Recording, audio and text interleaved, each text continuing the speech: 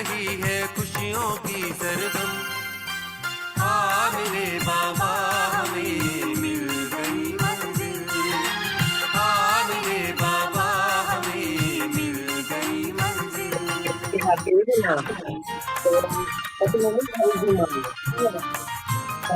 जैसा है इसकी जान है।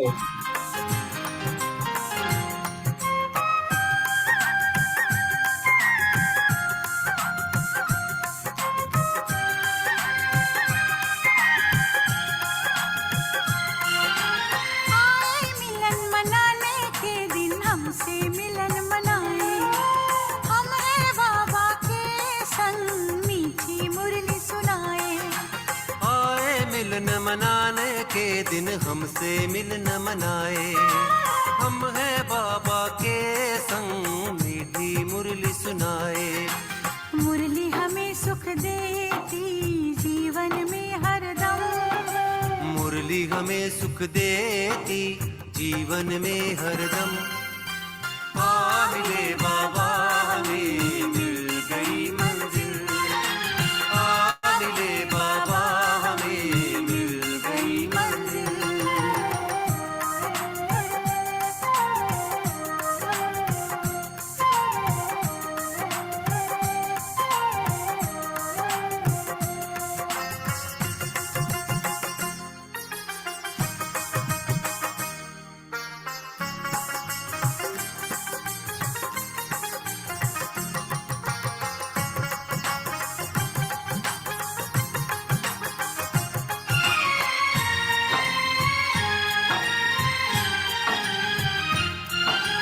बाबा के संग हमने तो ऐसी दौलत पाई, मंजिल खुद ही चल करके पास हमारे आई। बाबा के संग हमने तो ऐसी दौलत पाई, मंजिल खुद ही चल करके पास हमारे आई। आनंद मिला इलाही इजहार कैसे करें हम, आनंद मिला इलाही कैसे इजहार करें हम। आ मिले बाबा हमें मिल गई मंजिल, आ मिले बाबा हमें मिल गई मंजिल।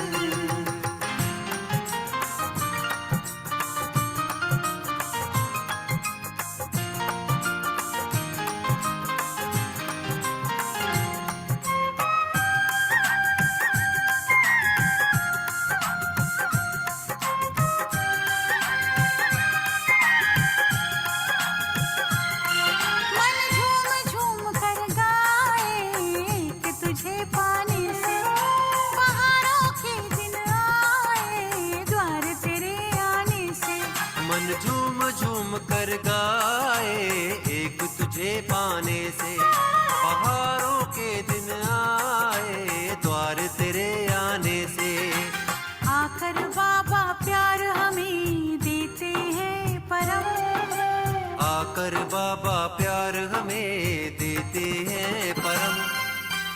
आ मिले बाबा हमें मिल गई मंजिल, आ मिले बाबा हमें मिल गई मंजिल, आ मिले बाबा हमें मिल गई मंजिल, आ मिले बाबा हमें मिल गई मंजिल।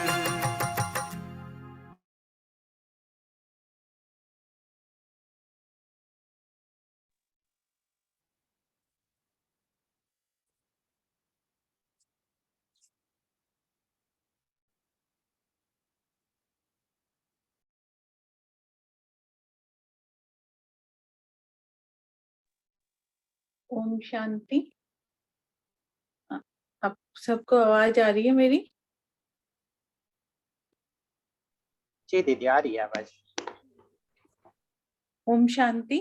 जैसे आप सबको पता है, ये हमारा टॉपिक है सार्वभौमिक मानव मूल्य, मानव चेतना और सामाजिक परिवर्तन के विकास के लिए एक अनूठा उपकरण विषय पर बीके स्वयं सेवकों के लिए अभिविन्यास प्रशिक्षण कार्यक्रम में आप सभी बीके भाई बहनों का हार्दिक अभिनंदन है।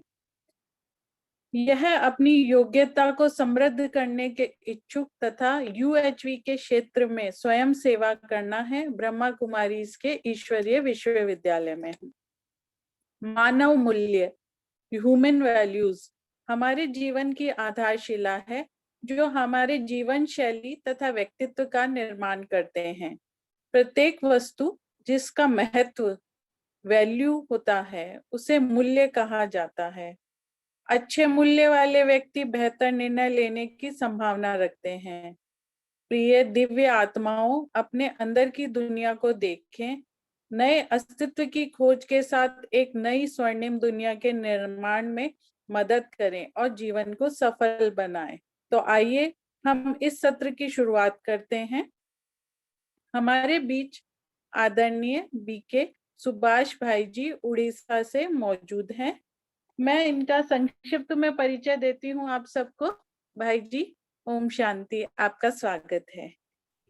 भाई जी के परिचय तो इतना लंबा है पर मैं इसको संक्षिप्त में बताती हूँ।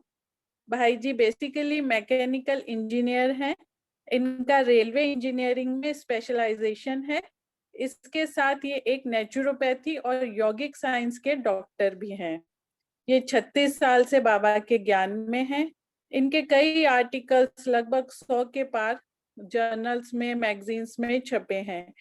इन्होंने, सबसे बड़ी बात है, इन्होंने अंगदान की भी शपथ ले रखी है। ये एचआरडी में मास्टर डिग्री भी है और ये प्रेसिडेंट कम सीईओ हैं global academy of mentoring and facilitation की। अब भाई जी का परिचय तो बहुत लंबा है, मैं भाई जी के लिए 4 लाइन में बोलना चाहूंगी। नहीं मुश्किल मंजिल कोई, नहीं मुश्किल मंजिल कोई, जब खुद पर हो विश्वास।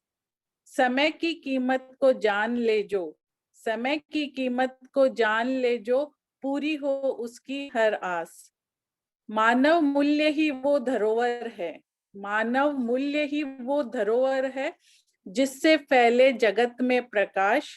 हमारे अस्तित्व की पहचान करा दे जो, हमारे अस्तित्व की पहचान करा दे जो, वो है हमारे प्यारे भाई सुभाष। प्यारे सुभाष भाई जी, मैं आपका स्वागत करती हूँ। स्वागत है, स्वागत है, स्वागत है।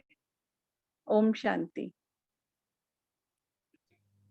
थैंक यू उमा बहन, बहुत बहुत शुक्रिया आपके।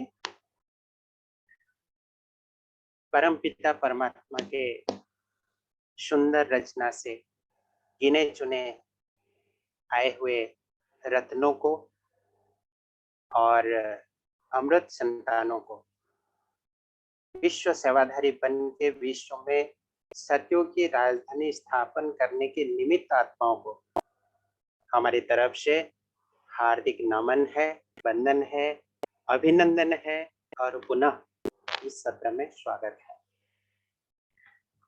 आप लोगों को पता है कि ये सत्र एक यूनिक सत्र है, इसलिए क्योंकि मानव जब जीवन से संबंधित सत्र है और मानव जीवन के अंदर में विशेष रूप से मानव अपनी चेतना को पहचानने की एक प्रक्रिया को त्वरान्वित करने की सत्र है। व्हाट्सएप ग्रुप में कल पहले एक मैसेज डाला गया था, उसमें भी ये सजेशन दी गई थी, आप लोगों से ये निवेदन किया गया था कि ये सत्र ज्यादातर डिस्कशन बेस्ड रहेगा rather than one way lecture। हम खाली बोलते रहें और आप सुनते रहें, ये ऐसा सत्र नहीं है, क्योंकि ये एक सेल्फ एक्सप्लोरेशन की यात्रा है। अपने आप को अपने अंदर अपनी चेतना की अन्वेषण करने की एक प्रक्रिया है जो कि स्वयं ही स्वयं के लिए कर सकता है। आज हम टेक्नोलॉजिकली इतने एडवांस्ड है, लेकिन ऐसा कोई गैजेट या अप्लायंस आज तक हमारे में उपलब्ध नहीं हुआ कि हम कुछ कार्रवाई करें और उसके फल आपको प्राप्त हो जाए। और खास करके अपनी चेतना के विकास के लिए खुद को ही पुरुषार्थ करना जरूरी है, खुद को ही अपने अंदर झांकने की आवश्यकता है और खुद को ही अपने अंदर अन्वेषण करके उसको जगाने का, अंदर में जो ज्योति है उसको जगाने का प्रयत्न करना जरूरी है। तो इस प्रक्रिया को जारी रखते हुए हम सबसे पहले आप लोगों से पहले सुनना चाहेंगे कि आप लोगों के अंदर में से कितने हैं जो व्हाट्सएप में पोस्ट किया गया मैसेज को पढ़े हैं। थोड़ा चैट बॉक्स में लिखें यस, जो पढ़े हैं वो लिखें, वाई लिखें, वाई फॉर एस, मतलब हमने व्हाट्सएप के मैसेज को पढ़ा। कल का मैसेज, बहुत अच्छा, बहुत अच्छा। गीतांजलि दीदी लिख रही है यस, हेमंती दीदी, दीपिका दीदी, अरुणा दीदी, नागलक्ष्मी दीदी, अच्छा, कालिदास भाई जी, भारती बहन, सुभी बहन, अच्छा, बहुत लोगों ने पढ़ा है। अच्छा, good good good, very good. अच्छा, ये था कल का मैसेज, मतलब ये एक जनरल इंस्ट्रक्शन था कि हम किस तरह से सत्र को अटेंड करें, हल्का भोजन करें, मानसिक स्थिरता हमारी बनी रहे, केंद्रीभूत अटेंशन के साथ, फोकस्ड अटेंशन के साथ बैठने के लिए प्रयत्न करें और ज्यादा बातचीत में ना आए। मुझे बताइए कि ये सत्र में आने के पहले हमने शायद ऐसे ही लिखा था कि 4 घंटे तक हम लोग अपने आप को इलेक्ट्रॉनिक डिवाइसेस से दूर रखेंगे। कितनों ने इसको पालन कर पाए? ऑनेस्टली लिखें, क्योंकि बहुत सारी ऑब्लिगेशंस भी होती है हमारी, बहुत सारी मजबूरियां होती है। जिन्होंने 4 घंटे से मोबाइल फोन या इलेक्ट्रॉनिक एप्लायंस से अपने को दूर रख पाए, पॉसिबल हुआ, वो लिखे। अच्छा, बहुत बढ़िया, कितने लोगों ने लिखा। सौरभ जी, राजीव जी, अच्छा, मानुला जी, श्वेता जी, नागराजू जी, अच्छा, सभी लिख रहे हैं। अच्छा, दिव्या जी लिख रहे हैं नो, नहीं कर पाए, बहुत बढ़िया, thank you for your honesty, ईमानदारी से। ओके, भार्गवी जी लिख रही है नो कुड नॉट, ओके, कोई बात नहीं। हमने लिखा था कि इफ पॉसिबल, अगर हो सके तो यस यस, नो नो भी काफी लोगों ने लिखा, बहुत बढ़िया। ये ऑनेस्टी बहुत बड़ी पावर है आपके अंदर की, एक बहुत अच्छी स्ट्रेंथ है। Now the next question is, क्या आप लोग सभी आज के सत्र में एक्टिवली पार्टिसिपेट करना चाहेंगे? यस और नो, यस और नो, लिखते जाएं, लिखते जाएं। अच्छा, सुदर्शन जी यस, महक जी यस, उमा दीदी यस। अच्छा, गैलेक्सी नाम से कोई देख रहे हैं, गैलेक्सी M30, वो अपना नाम चेंज कर ले, रीनेम कर ले तो अच्छा रहेगा। हाँ, चलिए, बहुत बढ़िया, बहुत बढ़िया। एक्चुअली ये जो डिस्कशन की प्रोसेस है, इसमें एक सिनर्जी की आवश्यकता होती है। मतलब सिनर्जी क्या होती है? It is a collective energy. एक व्यक्ति से नहीं, सामूहिक रूप से जब हम एक्सप्लोर करने की प्रयास करते हैं, तब रियलिटी उभर के आता है। कोई नैना जी लिख रहे हैं सरी भाई जी, आई मीन फैमिली फंक्शन। अच्छा, ठीक है, कोई बात नहीं, आप अटेंड कर रहे हैं, वही बहुत बड़ी बात है। चलिए, तो अभी 1 घंटा पहले हमने व्हाट्सएप में 4 ऐसे छोटी छोटी प्रश्न पोस्ट किया था। अगर उसको आपने पढ़ा हो तो अब लास्ट टाइम आप ये सर नो में बता दीजिए। अभी 1 घंटा पहले हमने व्हाट्सएप में 4 मैसेज, 4 क्वेश्चन पोस्ट किया था। अच्छा, ये भी यस। अच्छा, बहुत सारे लोगों ने पढ़ लिया। अच्छा, मैंने तो ऐसे व्हाट्सएप पे चेक कर ही लिया, मोर देन 60% लोगों ने तो पढ़ ही लिया था, मैंने देखा। Very good, very good, very good. चलिए, एक एक करके हम आते हैं। लेकिन पहला प्रश्न पूछने का पहले हम आपको बता देते हैं कि आज का सत्र का उद्देश्य क्या है। चलिए, वेरी गुड। ये जो सत्र है यूनिवर्सल ह्यूमन वैल्यूज, यानी सार्वभौमिक, it is universal. Universal means it is applicable for every human being on this अर्थ। पूरे विश्व में जितने भी जन संप्रदाय है, जितने भी जनता है, जितने भी व्यक्ति है, ह्यूमन बींग्स है, सभी के लिए एप्लीकेबल है। That is why it is universal. अब ये ह्यूमन वैल्यूज क्या है और इसकी यूनिकनेस या सिग्निफिकेंस क्या है, आज इसके ऊपर चर्चा करने की जरूरत क्यों पड़ गई, पहले क्यों नहीं पड़ रही थी, तो इसके ऊपर हम चर्चा करेंगे। So let us come to a common discussion point कि आज के सत्र का उद्देश्य क्या है। आपको पता है कि आज हमारी जो एजुकेशन सिस्टम है, हमारी देश की बात पहले करते हैं, बहुत बड़े बड़े educationists, policy makers, bureaucrats, politicians and also the common people, हर व्यक्ति including you and me also, हम सभी महसूस करते हैं कि हमारी शिक्षा व्यवस्था में कुछ ना कुछ शायद कहीं कमी रह गई है, जिसके कारण आज समाज में इतनी विशृंखला पैदा हो रही है, वायलेंस बढ़ रही है, टॉलरेंस टू ब्रुटालिटी बढ़ रही है, नॉन कोऑपरेशन बढ़ रही है, सेल्फिशनेस बढ़ रही है, एक्सेंट्रिक थॉट्स बढ़ रही है। और आपको पता है कि ये सब हमारे दैनंदिन जीवन में हमारे लिए किसी ना किसी तरह से पीड़ादायक है। हम जी तो रहे हैं लेकिन जीवन को भरपूर एंजॉय नहीं कर पा रहे हैं। कहीं ना कहीं हमें अंदर से पीड़ा की एहसास होती है। हम जो नहीं चाहते हैं उस तरह के वातावरण के अंदर में हमें जीने के लिए मजबूरी होती है। जैसे एक छोटा सा एग्जाम्पल आप ले सकते हैं कि pollution in the atmosphere, polluted water, contaminated food and most important is the polluted human mind. ये सारी चीजों के अंदर में हमें एक सफोकेटेड लाइफ जीने के लिए हमें मजबूरी हो रही है। तो ये स्थिति अगर हर व्यक्ति को महसूस हो रही है, every citizen on this earth, on this planet, तो क्या ये हमारी जिम्मेदारी नहीं बनती है कि हम इससे निकल के आने के प्रयत्न करें, हम इसका रिजोल्यूशन करें, हम इसका सोल्यूशन ढूंढें। जैसे कहावत है कि स्व परिवर्तन से विश्व परिवर्तन। आज विश्व में जो समस्याएं हैं, जितनी सारी समस्याएं, आप अगर इसकी लिस्ट बनाएंगे तो शायद ये n नंबर ऑफ अनगिनत लंबी लिस्ट बनेगी, नॉन एंडिंग लिस्ट बन सकती है। And every one of us is a bad sufferer of this kind of consequences, this kind of situations on this earth. तो अगर हम इस धरती पर जीवन निर्वाह करते हैं तो क्या ये हमारा जिम्मेदारी नहीं बनती है कि हम एक रेस्पॉन्सिबल सिटीजन की तरह इसको सुधारने की प्रयत्न करें? अगर हाँ, आपको लग रहा है कि हम भी इसमें कंट्रीब्यूट करें, then this session is absolutely suitable for you and requirement for you. प्रयास यह है कि आज इसमें जितने भी प्रतिभागी लोग हैं, ज्यादातर इसमें बीके भाईवे ने जुड़े हैं। Basically it was organised by Brahma Kumaris and it is also primarily meant for the Brahma Kumaris. तो बीके भाईवे ने जितने हैं गार्डी स्टूडेंट्स है, दे आर द वॉलंटियर्स। हम उम्मीद करते हैं कि आप इस मार्ग पे अगर रुचि रखते हैं और आने वाले दिनों में इस मार्ग पे अपने को नर्चर करके, अपने को ग्रूमिंग करके एक डेवलप्ड ह्यूमन रिसोर्स के रूप में काम करना चाहते हैं as a volunteer, then you are most welcome. अब चलिए हम लोग जो 4 प्रश्नों को लेके कुछ विचार विमर्श किए थे, मनन चिंतन किए थे, कंटेम्पलेशन किए थे, सेल्फ एक्सप्लोरेशन की प्रक्रिया शुरू किए थे, उसको 1 बाय 1 डिस्कस करेंगे। उसके बाद फिर हमारा कुछ छोटा मोटा इनपुट है, उसको भी हम आपके साथ शेयर करेंगे।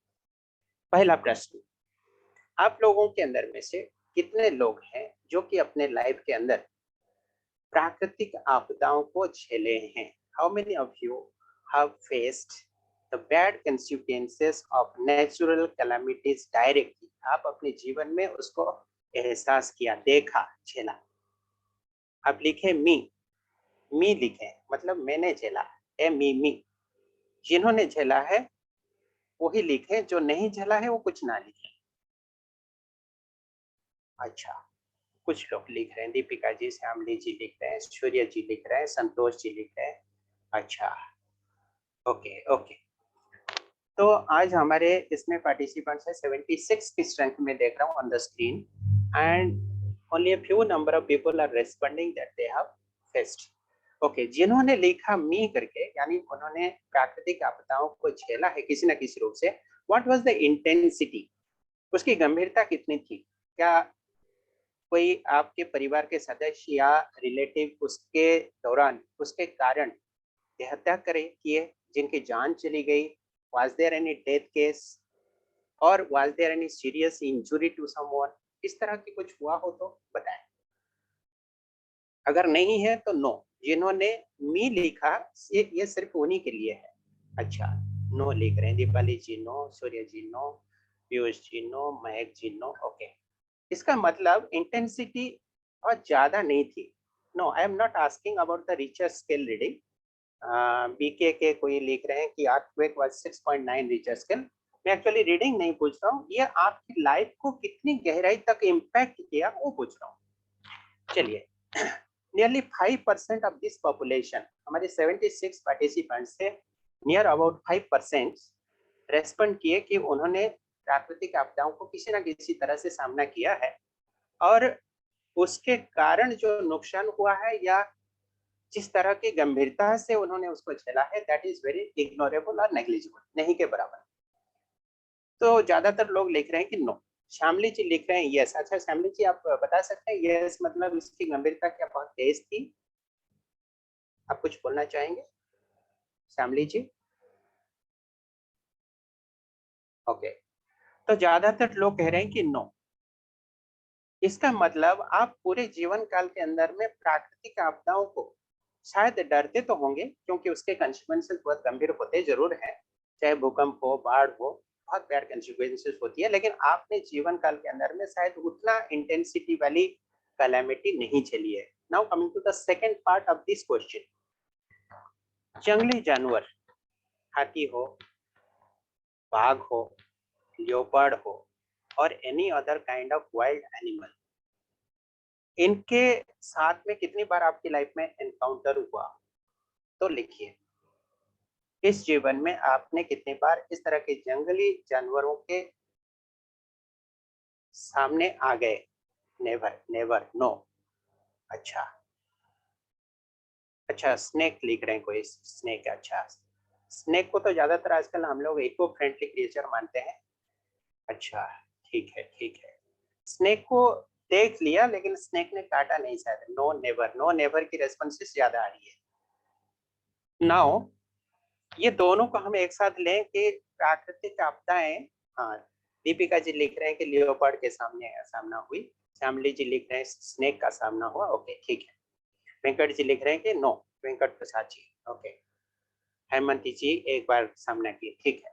It is also very negligible. मैं इसलिए पूछ रहा हूँ because we are going to make a comparative analysis.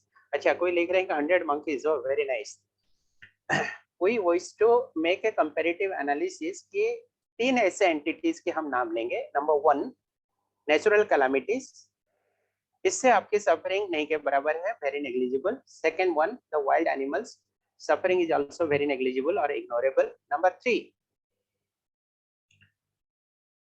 जहां पर आप निवास करते हैं, that is this human society, how much afraid are you with the human beings? मनुष्य से आपको कितना डर लगता है? अब आप इसको इंटेंसिटी में लिखें, मैं और एस और नो पूछने की जरूरत शायद नहीं फील कर रहा हूँ। आप इसके इंटेंसिटी लिखें कि how much are you fearful with the human beings around you. आपके चारों तरफ जो लोग हैं, समाज के लोग हैं, उनको लेके आप कितने त्रस्त हैं?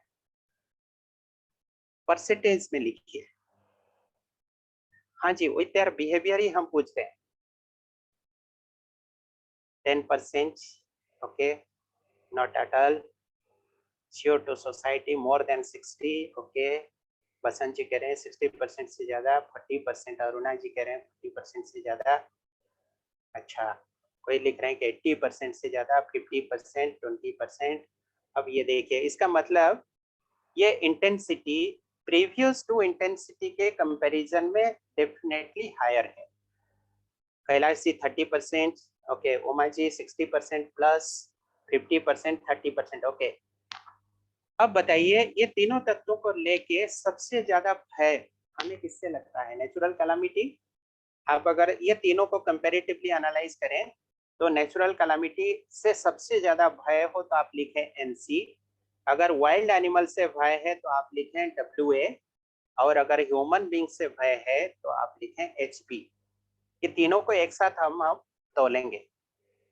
सबसे ज्यादा भय आपको किससे लगता है? प्रैक्टिकल सिनेरियो से, आजम्पशन नहीं, रियलिटी को नजर में रखते हुए बताएं। Human beings HP, wild animals WA और natural calamities NC। Okay, okay, ज्यादा रेस्पॉन्सेस HP की आ रही है, ह्यूमन बीइंग्स। नेचुरल कैलामिटीज की भी कुछ कुछ रेस्पॉन्सेस आ रहे हैं। आप बताइए, ह्यूमन बीइंग से आपको क्यों डर लगता है? जो आपने रेस्पॉन्ड किया 70%, 80%, 50% HP, ओके। वाइल्ड एनिमल्स भी कोई लिख रहा है, वेरी गुड। बताइए, जिन्होंने लिखा 80% फियरफुल विथ ह्यूमन बीइंग्स, जो भी लिखे हैं, बताएं, रेस्पॉन्ड करें कि ह्यूमन बिहेवियर के अंदर में कौन सी चीज है जिसके कारण आप ये तीनों के अंदर में से सबसे ज्यादा पीड़ित हैं, भयग्रस्त हैं। Unpredictable, very good. Can explode anytime, बाप रे, this is just like gunpowder or atom bomb also you can say, it can explode at any moment. Very good, Oman ji. और they are not trustworthy, okay. They are jealous, they are egoistic, they are greedy। वाह, बहुत अच्छी responses हैं। अच्छा, और क्या है? Deteriorating value system. अच्छा भारती जी, बहुत बहुत बधाई है आपको, very good responses. Mood swing, selfishness, Nagma ji लिख रहे हैं सेल्फिशनेस, वाह बहुत अच्छा। वाइल्ड एनिमल्स का तो पता चल जाता है कि खतरा है, बट ह्यूमन संभालने का भी मौका नहीं देगा। वाह वेरी गुड नैना जी, कितनी अच्छी प्रेडिक्शन कर रहे हैं। Anger, the people are angry, yes they are self centred, Sanyukta ji लिख रहे हैं, वाह बहुत अच्छा। Selfishness, taking benefit of others, selfish, not trustworthy, वाह बहुत अच्छा। अब बताइए, we are all human beings, और हमारे अंदर में इसी तरह की क्वालिटीज हम खुद ही डिस्कवर कर रहे हैं अभी। मैं किसी को पर्सनली ब्लेम नहीं करता हूँ, लेकिन this is just a general analysis to look into ourselves in the sense the common mankind, general mankind, humanity. हम लोग अपने अंदर एक बार झांके। हमारा सेकंड क्वेश्चन था कि आपके परिवार के अंदर में किसको आप सबसे ज्यादा लाइक करते हैं या प्रेम करते हैं? आपका बेटा, बेटी, माँ, पिताजी, या तो पति पत्नी। ये 6 ऑप्शन हमने दिया था। Please write down in the chat box, ये 6 के अंदर में से आप सबसे ज्यादा प्यार किसको करते हैं? सन, डॉटर, आप लिखें सन और S, D for daughter, M for mother, F for father, W for wife and H for husband. Okay, mother, daughter, M, husband, अच्छा फादर, सभी आ रहे हैं, बहुत अच्छा। Husband, mother, parents, no second option नहीं, ओनली वन ऑप्शन। ऑल नहीं लिखना है प्लीज, एक ही ऑप्शन लिखना है। 6 में से कोई एक को आपको लिखना है, 2 या 2 से अधिक नहीं लिखना है, only one. Yes, father, daughter, son and daughter, फिर दोनों नहीं लिखना है, एक को आपको लिखना पड़ेगा, only for the sake of learning purpose I am telling. Okay, अब जिनको आप सबसे ज्यादा लाइक करते हैं, सबसे ज्यादा प्यार देते हैं, लाड प्यार देते हैं, अपनापन एहसास कराते हैं, चाहे वो बेटा हो, बेटी हो, पति हो, पत्नी हो, या माँ पिताजी हो, ये 6 के अंदर में से please write down 4 special qualities जिसको आप उनके अंदर में देखने का इच्छा है। अर्थात आप अगर अपनी बेटे को सबसे ज्यादा प्रेम करते हैं, तो बेटे के अंदर में ऐसे 4 गुण लिखें जो आपको देखने में अच्छा लगता है। आप उम्मीद करते हैं कि मेरे बेटे के अंदर ये गुण हो, 4 ऐसे क्वालिटीज को लिखें। जिन्होंने पति को लाइक लिखा, पति के अंदर वो क्या गुण देखना चाहते हैं? माँ को लिखा, तो माँ के अंदर में कौन सी गुण देखना चाहते हैं? 4 लिखना है, 4 ना लिख पाए तो कम से कम 1 लिखें। Love, dedication, sacrifice, simple, faithful, integrity, love, affection, अच्छा पीयूसी, बहुत अच्छा। Listening actively and understanding, detachment, simple, loyal, Nagma ji, अच्छा। अंजू जी लिख रहे हैं good health, confidence, happiness and understanding, okay बहुत अच्छा है। पहले काफी ब्रेनस्टॉर्मिंग करके आप लोग आए हैं, बहुत अच्छा लगता है। इतने सिंसियरिटी और डेडिकेशन के साथ आप लोग आए हैं, it actually gives me tremendous energy to share with. Good character, love, strong, अच्छा, वर्सटाइल, ग्रोइंग ऑश, अच्छा। बाबा को फॉलो करें, अच्छा पूनम जी बोल रहे हैं, पूनम जी। मोटिवेटिंग ऑश, truthfulness, appreciate, good good good, excellent. Now there is an exploring reflection. जो चीज हम लिखते हैं, punctuality, sharing, dedication, hard working, love, care, gratitude, glory, Perseverance, जो कुछ आप लोगों ने लिखा, अंडरस्टैंडिंग, लव, एटसेट्रा एटसेट्रा, जो औरों के अंदर आप देखना चाहते हैं, अब एक बार आप अपने अंदर देखिए, क्या वही सारे गुण मेरे अंदर में भी है? This is a pause time for 30 seconds. Please close your eyes. बहुत हमने ब्रेनस्टॉर्मिंग कर लिया, इंटेलेक्चुअल हैमरिंग काफी हो गई। Please close your eyes, sit in a calm posture. अपने अंदर अपनी चेतना को जागरूक करें, 30 सेकंड के लिए मनन चिंतन करें।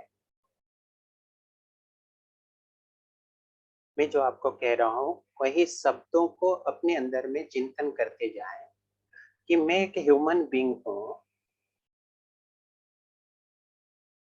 मानवीय गुण को मैं प्रेम करता हूँ, हमेशा मैं देखना चाहता हूँ या चाहती हूँ।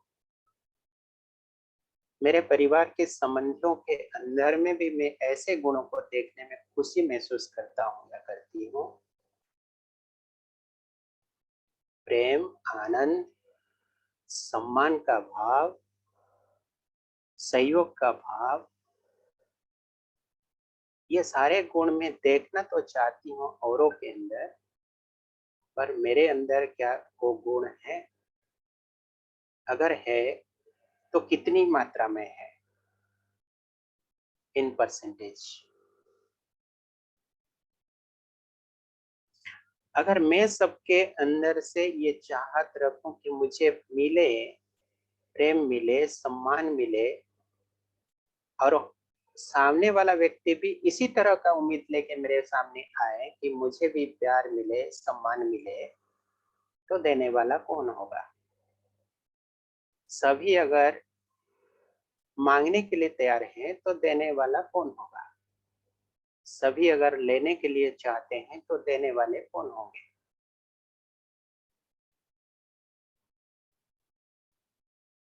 Coming to the third question, 3 option हमने आपको दिया था, प्लांट्स, एनिमल्स एंड ह्यूमंस। ये तीनों के अंदर में से best creation on the earth, सृष्टि के रचयिता के द्वारा रची गई सबसे अच्छी रचना कौन सी है? प्लांट्स के लिए P लिखें, एनिमल्स के लिए A लिखें, ह्यूमंस के लिए H लिखें। PAH, P for plants, A for animals, H for humans.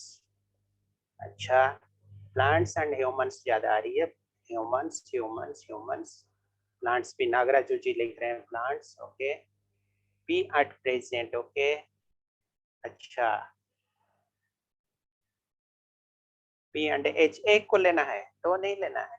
अच्छा अच्छा, ज्यादा रेस्पॉन्सेस H के प्रति आ रही है, उसके बाद P आ रही है। अच्छा, ह्यूमंस लिख रहे हैं मनुला जी, शोभी जी प्लांट्स लिख रहे हैं, Saurabh ji plant, Divya ji humans, okay.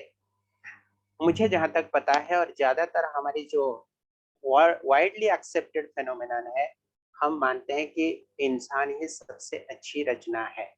Eight present scenario में भी डिफरेंट, लेकिन इन होलिस्टिक व्यू अगर आप देखें तो शायद आपको भी यही लगेगा कि human beings are the best creation on this earth. इसके पीछे बहुत सारे रीजंस भी है, लॉजिक भी है। आप कुछ लॉजिक लिख सकते हैं तो बहुत अच्छा रहेगा। Just for example, humans are treated as the best creation on this earth because they are most intelligent creatures. सबसे ज्यादा इंटेलिजेंस ह्यूमन बीइंग के अंदर ही पाई जाती है। उसी तरह और क्या चीज है जो आपको लगता है कि ह्यूमंस के अंदर है, जो कि औरों के अंदर नहीं है, एनिमल्स प्लांट्स के अंदर नहीं है? Something superior, something unique, something extraordinary लिख सकते हैं। Yes, they can express, they can communicate, they can speak, they have the power to think, they have the compassion, decision making power, they have their creativity, emotions, progressive imagination power, creative energy. Humans have emotions. Yeah, very good, wonderful. Without nature we are nothing. Okay, श्यामली जी बहुत अच्छा लिख रहे हैं। अच्छा, विवेक बोल के एक चीज है, पूरम जी लिख रहे हैं विवेकशीलता मनुष्य के अंदर है। अब आप बताइए, ये तीनों सत्ता के अंदर, प्लांट्स, एनिमल्स एंड ह्यूमंस के अंदर में, क्या आज के दिन में हमारे प्रतिभागियों के अंदर में से कोई एक जन लिखे थे कि at present scenario the plants are better?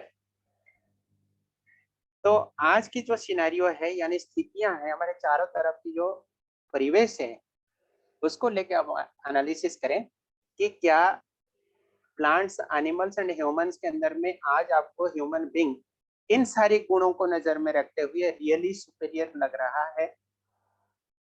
Do you feel so? अगर हाँ तो यस लिखें, अदरवाइज नो लिखें। मनुला जी नो, शुगुना जी नो, राजीव जी नो, हेमंती जी नो, नागलक्ष्मी जी नो, भारती जी नो, अरे बाप रे सब नो, शौर्या जी नो, कैलाश जी नो। अच्छा, सभी नो में चले गए। अब आप बताइए, now this is the point for introspection. अच्छा, प्रश्न रिपीट करना चाहते हैं पूजा जी? ठीक है, कोई बात नहीं। प्रश्न ऐसा है कि प्लांट्स, एनिमल्स एंड ह्यूमंस के अंदर में हमने अभी जस्ट डिस्कशन किया कि humans are usually assume to be the superior creature और the most creative creature, intelligent creature. इनके अंदर में कुछ विशेषताएं हैं विशेष गुण है जो औरों के पास नहीं होती है, प्लांट्स एनिमल्स के अंदर में नहीं है।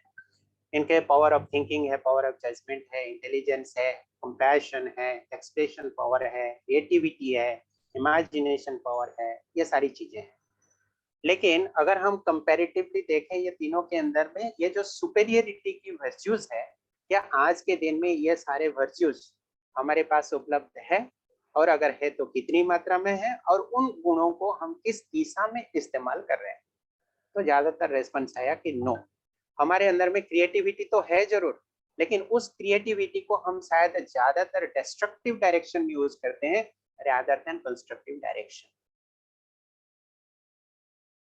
Plants are always the donors without any expectations. Yes.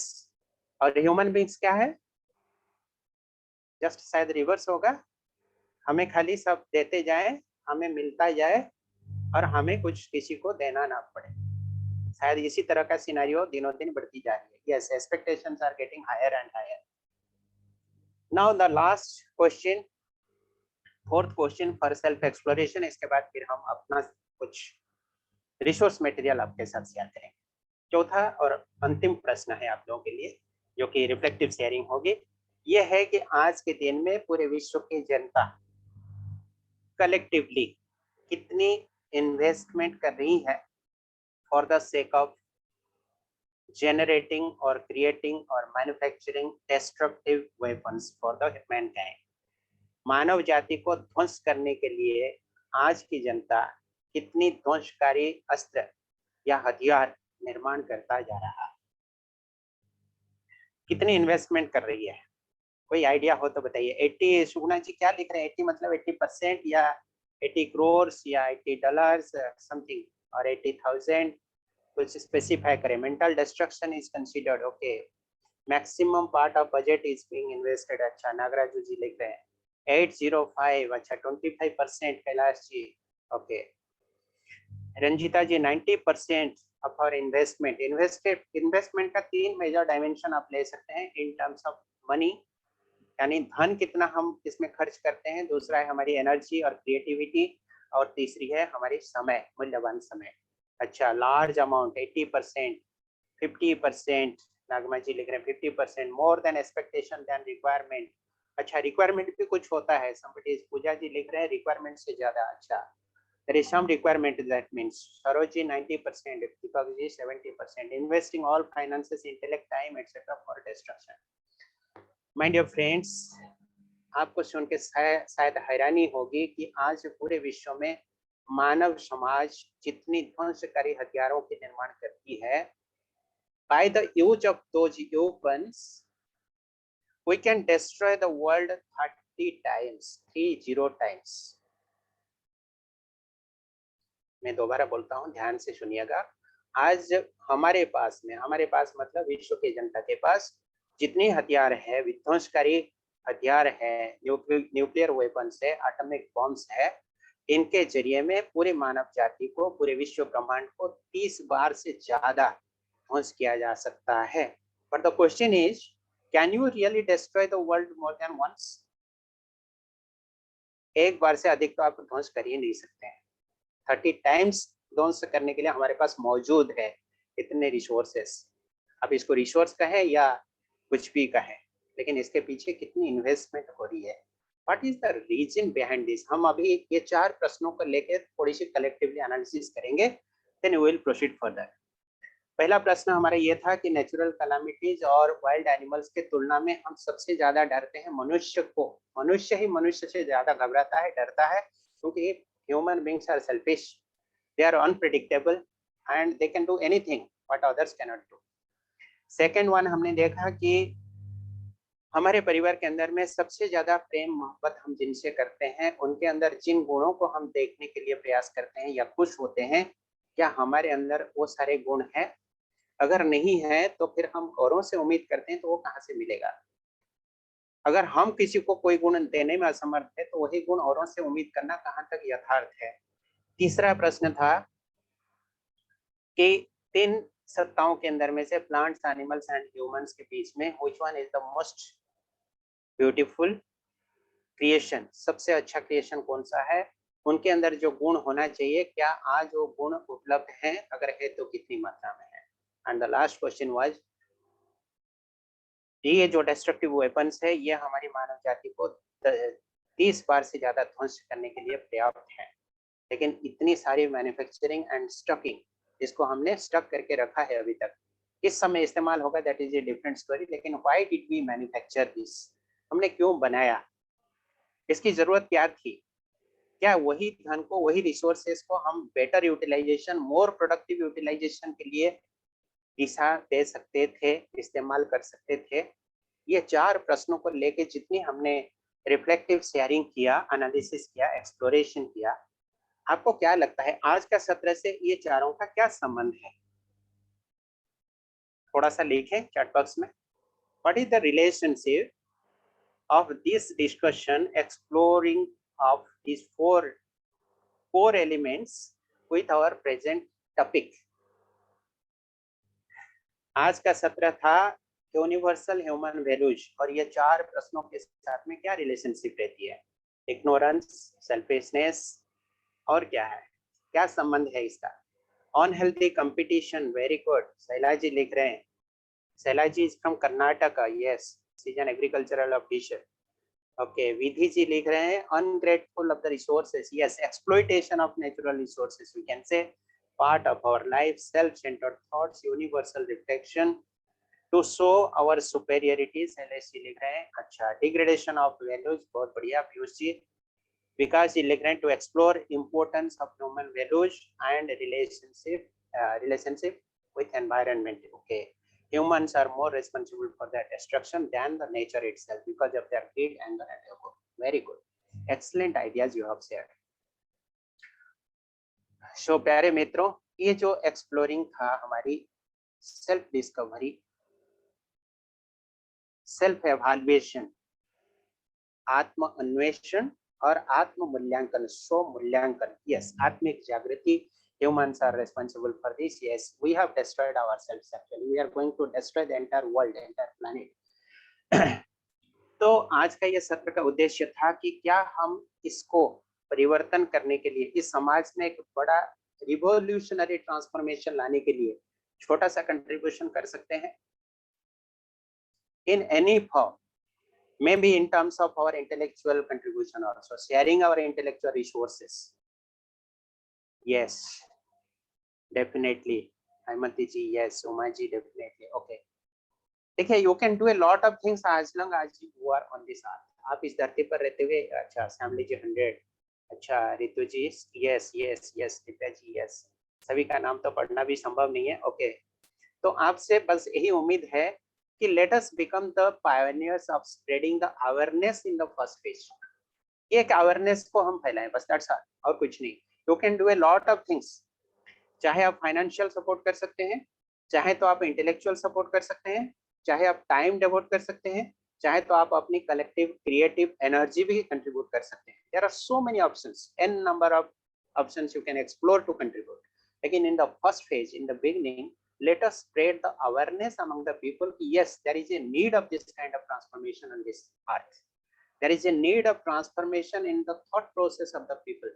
लोगों के अंदर में जो चिंतन चल रही है, एक्सेंट्रिक थॉट चल रही है, सेल्फ ओरिएंटेड थॉट चल रही है, उसके अंदर में एक परिवर्तन लाने की आवश्यकता है।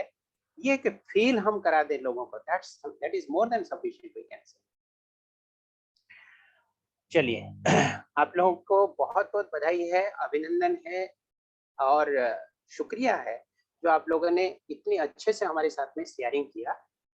अब हम चलते हैं कि ये जो यूनिवर्सल ह्यूमन वैल्यूज है, आज इसकी जरूरत क्यों पड़ गई। आप लोग अगर सोचेंगे तो यू कैन डेफिनेटली अंडरस्टैंड कि ह्यूमन वैल्यूज एक टॉट सब्जेक्ट नहीं है कि मैं आपको सिखा दूं और आप सीख जाएं, किताब से पढ़ लें और आपको पता चल जाए what is human values. Human values is an inherent characteristic that exists within every human being, that is natural and naturally accepted to everyone, and that also exists naturally. When the human being takes birth, मानव का एक संतान जैसे ही पैदा होता है तो उसके अंदर ये मानवीय गुण स्वतः आ जाता है। यहाँ पर प्रश्न आ सकता है कि जो चोरी करते हैं, बदमाशी करते हैं, एंटी सोशल एक्टिविटीज करते हैं, yes, that is really very good question. आप प्रश्न पूछने का पहले मैं ही उसको बता देता हूँ कि जो क्वालिटीज हमें एक्सेप्टेबल नहीं लगती है, those are not our innate qualities, those are the acquired qualities. Let me repeat, जो क्वालिटीज हमें देखने में अच्छा नहीं लगता, हमें स्वीकार करने में अड़चन होती है, हमें अंदर से पीड़ा महसूस होती है कि this is not something to be tolerated, all those things, all those behaviors are not the innate behaviors of human beings. Those are the acquired behaviors which have been acquired while living on this earth. लोगों से देख के, लोगों से सीख के, समाज के संस्कारों को देख के, सीख के, एहसास करते हुए हम उसको अपने जीवन में रिफ्लेक्ट करते हैं. So human values is intrinsic to the human beings. आज भारत सरकार की जो पाठ्यक्रम है नेशनल एजुकेशन पॉलिसी 2020, उसमें एक धारा लिखी गई है कि हमारे एजुकेशन पैटर्न में, एजुकेशन सिस्टम में, एकेडमिक करिकुलम में यूनिवर्सल ह्यूमन वैल्यूज शॉर्ट में कही जाती है UHV, ये इनपुट शामिल होना अनिवार्य है. This has become a government policy now. This is no more a mutual conversation or a matter of choice. This has become a policy norm for our people, for our children, for our students. ये एहसास सरकार ने की है, समाज के बुद्धिजीवियों ने किया है, समाज संस्कारों ने किया है, और लोगों को महसूस हुआ है कि this is the high point to implement, to think about it and to implement all these things, to execute all these things in our education system, so that लोगों के अंदर में, समाज के अंदर में, खास करके स्टूडेंट मास के अंदर में जो डिग्रेडेशन हो रही है, वैल्यू डिग्रेडेशन हो रही है, उसको फिर से रिवाइव किया जा सके. आपको शायद पता होगा, इंडिपेंडेंस का पहले जस्ट बिफोर 1947 हमारे देश में, भारत को सोने की चिड़िया मानी जाती है. हमारे देश जिसको सोने की चिड़िया कहते हैं, यहाँ पर more than 72,000 of Gurukul ashrams हुए थे. 72,000 से अधिक गुरुकुल आश्रम हुआ करते थे. And for your kind information, उस जमाने में जब राजाओं की शासन हुआ करता था, द किंग्स वेयर देयर, राजघराने की जो बच्चे होते थे, प्रिंस एंड प्रिंसेस, जिनके जीवन में कोई कमी नहीं हुआ करती थी, उन्हें भी भेजा जाता था ब्रह्मचर्य आश्रम, जो कि चाइल्डहुड से लेकर up to the age of 25 years they were used to spend at the Gurukul ashram. What was the purpose of that? 1947 के बाद in due course of time, समय क्रम में इन लोगों को, इन व्यवस्थाओं को धीरे धीरे अबॉलिश कर दिया गया. Now in our country hardly there is some gurukul ashram, जहाँ पर इस तरह की पाठ्यक्रम, इस तरह की पढ़ाई, जिसको हम लोग कहते हैं जीवन विद्या या जीवन निर्माण, जीवन जिले की कला, हार्डली कहीं सिखाई जाती है. जहाँ भी गुरुकुल नाम से इंस्टीट्यूट्स वगैरह चलती है, वहां पर गुरुकुल आश्रम की जो परंपराएं हुआ करती थी, जो सैक्रेड कल्चर हुआ करती थी, वो कल्चर आज देखने नहीं मिल रही है. Only for the sake of name हो सकता है वो रन कर रहा हो, but that kind of true spirit is not there what was existing earlier. तो आज लोगों ने महसूस किया है कि समाज की जो शिक्षा नीति है, शिक्षा नीति के अंदर में इसको डालने की आवश्यकता है. और आज के बच्चों के अंदर में ये चीज अगर हम इनकलकेट करने के प्रयास करें, तो हो सकता है कि इट विल टेक डिकेड्स और इवन सेंचुरीज, क्योंकि ये डिग्रेडेशन एक दिन में नहीं हुआ है, एक सेंचुरी में नहीं हुआ है. This degradation has been happening since centuries. और आज इसको अगर हम प्रयास करते हैं तो it will definitely take centuries to revive, but consistent effort is required. और ये कंसिस्टेंट एफर्ट की शुरुआत शायद हमारी जनरेशन से शुरू होगी, तो हमारी नेक्स्ट जनरेशन, हमारे बच्चे, चिल्ड्रन और grand children, they may see the result actually. जैसे हम एक आम की गुठली अगर डालते हैं, आम की बीज डालते हैं जमीन पे, तो जरूरी नहीं कि हमारी जीवन काल के अंदर में उसके अंदर उसमें फल होगा और हम खाएंगे. और हम ऐसे सोच के करते भी नहीं है. हम पेड़ डालते हैं तो हमें लगता है कि हमारे अगले जनरेशन के बच्चे इसको खाएं.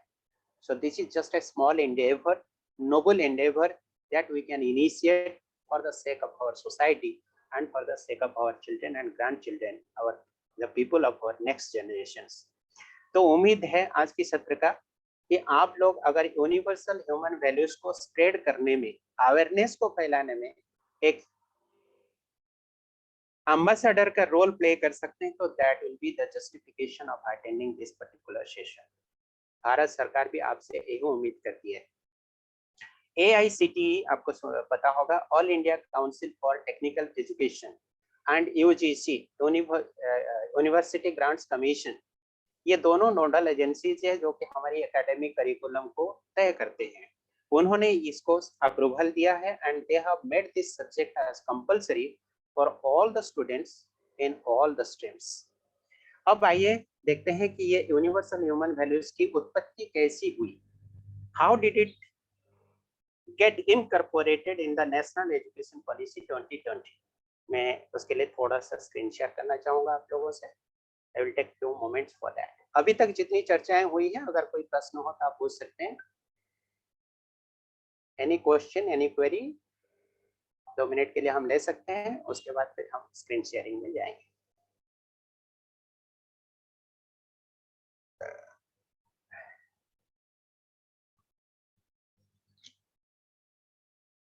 स्क्रीन दिख रही है आप लोगों को? कोई बताएं, is the screen visible?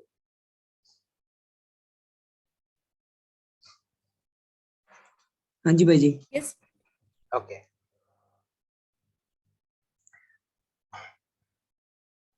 Just process हो रहा है। Universal human values, a tool for development of human consciousness and societal transformation। मैं हिंदी और अंग्रेजी दोनों की इस्तेमाल करूंगा। You can see in English, the slides are made in English, somewhere in Hindi also, और ज्यादातर मैं हिंदी में ही बात करूंगा so that all the people can get connected easily. सार्वभौमिक मानवीय मूल्य मानव चेतना का विकास तथा सामाजिक रूपांतरीकरण के लिए एक अनोखा साधन है। इसकी शुरुआत ऐसी हुई कि pre 1988, just 1 second, let me go to the slide show more।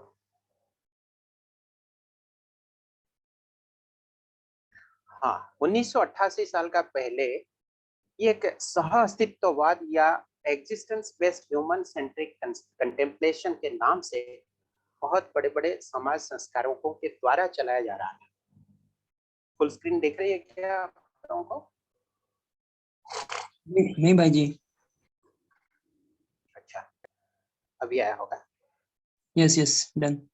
हाँ, तो pre 1988 it was running in the name of सह अस्तित्ववाद, यानी एक साथ में निवास करना, जीना और जीने देना। और 1988 साल की यही रिकॉर्ड हमारी आज की डॉक्यूमेंटेशन में प्राप्त होती है कि जीवन विद्या शिविर के नाम से it was run by a wide spectrum of people। और फर्स्ट सच शिविर was organized by श्री ए नागराज, जो कि एक बहुत बड़े समाज संस्कारक संत रहे अमरकंटक में, मध्य प्रदेश। उन्होंने पहली बार 1988 साल में जीवन विद्या शिविर के नाम से इसको चलाया साधारण जनता के लिए। ये आज भी चल रही है। उसके बाद IIT दिल्ली में इसको पहली बार इंट्रोड्यूस करने में जिन्होंने इंस्ट्रूमेंटल रोल प्ले किया, ही वाज डॉक्टर यशपाल सत्य। IIT दिल्ली में 1988 साल में इसको इंसर्ट किया गया in the normal educational system curriculum. फिर 2001 में IIT दिल्ली में इसको रेगुलराइज्ड कोर्स के रूप में चलाया गया and the nodal agency was national resource centre for value education in engineering, जिसको शॉर्टली कहते हैं NRCVEE। ये 2001 में IIT दिल्ली में रेगुलराइज कर दिया गया and this become an integral part of the academic curriculum universal human values. आप सोच सकते हैं कि कितने पहले से ये चलती आ रही है, लेकिन आज शायद हमें पता चलता है, इवन आफ्टर 20-30 इयर्स हमें पता चलता है कि this kind of education is also available in our country. फिर 2009 में एक बहुत अच्छी इनिशिएटिव ली गई, यूपी टेक्नोलॉजिकल यूनिवर्सिटी, जिसको आज की डेट में जानी जाती है Abdul Kalam, doctor APJ Abdul Kalam technical university Lucknow. It started launching human values and professional ethics in its all 500 affiliated technical institutions। 2009 में इस यूनिवर्सिटी के अंतर्गत 500 से अधिक टेक्निकल इंस्टीट्यूशन में इसको चलाया गया। फिर 2010 में पंजाब टेक्निकल यूनिवर्सिटी जालंधर, उससे एफिलिएटेड 300 से अधिक इंस्टीट्यूट में इस कोर्स को रन कराने के लिए डिसीजन लिया, जिसके अंदर में डिफरेंट टीचर्स ट्रेनिंग प्रोग्राम भी रहे, PG डिप्लोमा कोर्सेस भी रहे और MTech कोर्सेस भी रहे। फिर 2012 से लेकर आज तक on regular basis every year Government of India is organizing international conference on human values in higher education, जिसमें vice chancellors, head of the departments, educational administrators को प्रायोरिटी बेसिस में बुलाई जाती है। और 2013 से लेकर आज तक कुछ सार्क कंट्रीज जिनके अंडर में अक्सर करके अफगानिस्तान, बांग्लादेश, भूटान, इंडिया, मालदीव्स वगैरह वगैरह आते हैं, ये सार्क कंट्रीज ने भी कीन इंटरेस्ट दिखाई है और उन्होंने भी इसको लॉन्च करने का प्रयास जारी रखा है 2013 से। 2019 में UGC under graduate and post graduate courses के लिए डायरेक्टली अप्रूवल दे ही दिया है, स्वीकृति प्राप्त हो चुका है। और आज की स्थिति में अगर देखें हम, आज इन 2022 more than 40 universities, more than 4000 educational institutions across 10 states in the country are offering the foundation course as a core part of academic curricula. ये आज की डेट की स्थिति है। 40 से अधिक यूनिवर्सिटी में चल रही है, 4000 से अधिक इंस्टीट्यूट, और भारत के 10 से अधिक राज्यों में ये चल रहा है। नेशनल एजुकेशन पॉलिसी 2020 ने इसको एजुकेशनल करिकुलम का इंटीग्रल पार्ट बोल के साबित कर दिया फॉर द स्टूडेंट्स। AICTE जो मैं अभी जस्ट कह रहा था, All India Council for technical Education, इन्होंने यूनिवर्सल ह्यूमन वैल्यूज को as an essential component of model curriculum for technical education throughout India लागू कर दिया है। और उनके फर्स्ट फेज में 39,000 से ज्यादा इंजीनियरिंग इंस्टीट्यूट्स, जिसमें polytechnics, engineering colleges and universities है, उसको प्राइमरीली टारगेट किया गया और उसमें ये यूनिवर्सल ह्यूमन वैल्यूज को लॉन्च किया गया for the sake of the students who will be the nation builders, who will be the bureaucrats and policy makers for the country in future. अब इसी फील्ड में हायर एजुकेशन और research का क्या क्या स्कोप गवर्नमेंट ने रखा है, just for kind information, PG diploma course in universal human values, PG diploma in holistic health, MTech program in holistic development, technology and systems, and there are also research programs in human psychology, full human potential, human economics, that is prosperity in every family, sustainable production, reversing global warming and resource depletion, etc etc। तो इसमें higher education का भी इतनी provisions government ने कर रखी है। अब आइए मेन पॉइंट पे, जिसके लिए आप लोगों को आज हमने इस सत्र पे इनवाइट किया। आप लोग अगर चाहते हैं to work as a volunteer in this universal human values and particularly Brahma Kumari Ishwariya Vishwavidyalaya which has become a pioneer in this domain since decades, पिछले कई सालों से आप अगर देखे होंगे, नोटिस किए होंगे, तो ब्रह्मा कुमारी के जो फैकल्टीज होते हैं, ब्रह्मा कुमारी टीचर्स होते हैं, सिस्टर्स होते हैं, दीदीज होते हैं, they have been delivering the sessions on human values, बहुत लंबे समय से चलती आ रही है। तो गवर्नमेंट का प्रयास ये है कि जितने भी वॉलंटियर्स हमें मिले, they are welcome and they will be nurtured further, they will be developed further to work as competent faculties for this course। इसमें बहुत सारे मॉड्यूल्स होते हैं। UHP 1 मॉड्यूल है जो कि अभी 5 डेज की ऑनलाइन कोर्स होती है और इसका ड्यूरेशन एवरी डे 9:30 to 5:30 होती है, बीच में 1 घंटे की लंच ब्रेक होती है। आप अगर ये कोर्स करना चाहेंगे तो ऑनलाइन कोर्स कर सकते हैं and it is totally freely launched by government. इसमें कोई पैसा देने की जरूरत नहीं पड़ती है, लेकिन इसमें सर्टिफिकेट प्राप्त करने के लिए आपको 90% अटेंडेंस जरूरी है। 10 बिफोर लंच सेशन और 4 आफ्टर लंच सेशन, 14 सेशन कुल मिलाकर होते हैं ये 5 दिन के अंदर। यह है सर्टिफिकेशन क्राइटेरिया, इसमें और बहुत सारे हैं। नंबर 2, आपको सारे क्विज अटेंड करना जरूरी है जिसमें 40% मार्क्स मिनिमम होना है। सारे पोल्स अटेंड करना जरूरी है, 60% मार्क्स होना जरूरी है। असाइनमेंट सारे के सारे सबमिट करनी है, 5 दिन में 5 असाइनमेंट करनी पड़ेगी। प्री वर्कशॉप सर्वे फॉर्म एक आपको दिया जाएगा, ये भी फिलअप करना है। Post workshop self evaluation and feedback form submit करना है। और फाइनल टेस्ट में 60% स्कोर लाने पर आपको भारत सरकार, all India Council for technical education, ministry of human resource development से एक मान्यता का पत्र, मानपत्र मिलेगा, प्रमाण पत्र मिलेगा। लेकिन अगर आपको ये पत्र नहीं मिलती है, यानी सर्टिफिकेट नहीं मिलती है, क्योंकि ये सारे क्राइटेरिया फिलअप करना शायद आपको लगेगा कि इतने लंबे समय तक बैठना, इतना स्कोर करना शायद थोड़ा सा हेक्टिक लग सकता है। अगर आपको सर्टिफिकेट मिलती है तो फर्क ये है कि आपको भारत सरकार के सरकारी तंत्र से, मंत्रालय से पत्र प्राप्त होगा to work as a volunteer. अगर आपको ये पैटर्न, ये क्राइटेरिया फिलअप करने में तकलीफ होती है, but you are having adequate knowledge and competency to deliver, तो बिना सर्टिफिकेट से भी आप ये कोर्स को डिलीवर कर सकते हैं for the people of the country. तो दोनों में बस यही फर्क है, एक है सर्टिफिकेट के साथ डिलीवर करना, दूसरा है सर्टिफिकेट के बिना डिलीवर करना। सर्टिफिकेट के साथ डिलीवर करेंगे तो you will be a government faculty for that, बिना सर्टिफिकेट से आप डिलीवर करेंगे तो you will be volunteer and you will be a social reformer for that.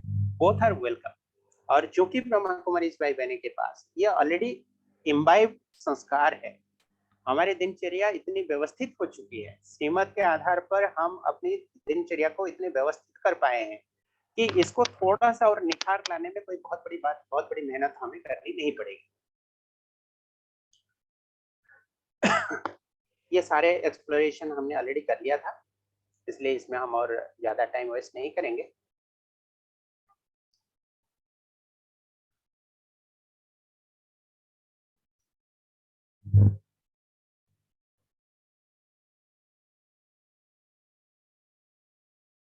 अभी तक जो डिस्कशन हुआ, कोई प्रश्न हो तो पूछ सकते हैं।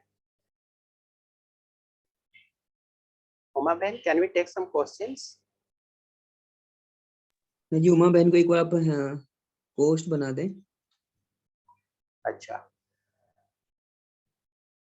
ताकि जिसके भी क्वेश्चंस हो आप हैंड रेज कर सकते हैं। Thank you.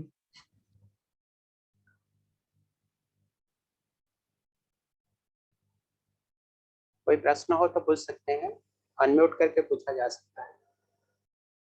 रितु बहन पूछेंगे। I cannot see the chat box.